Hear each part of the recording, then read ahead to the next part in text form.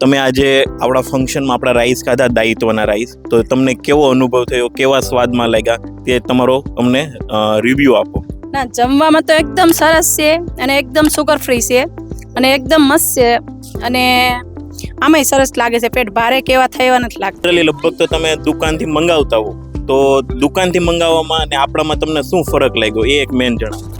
દુકાનેથી લાવી છે આપનો ખ્યાલ નથી હોતો કે આપણે કયા લાવ્યા કયા ખાધા, આપને કયા આપે છે અને કયા બતાવે છે એ આપને ખ્યાલ નથી. આ એક આપણા ભરોસા પાત્ર તો ખરું ને એમ.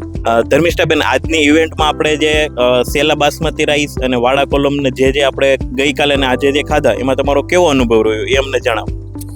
આજે મેં અહીંયા જમવા આવી ત્યારે રાઈસ ખાધા, પરંતુ આજે જમવા અમે 6 મહિનાથી તમારા જ રાઈસ ખાઈએ છીએ.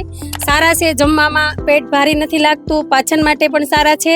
જ્યારે પુલાવ ને એવું કરીએ ત્યારે અમે એ રાઈસનો ઉપયોગ કરીએ છીએ, એ પણ બહુ સારા છે અને દેખાવમાંય બહુ સરસ છે અને ખાવામાં બહુ સરસ.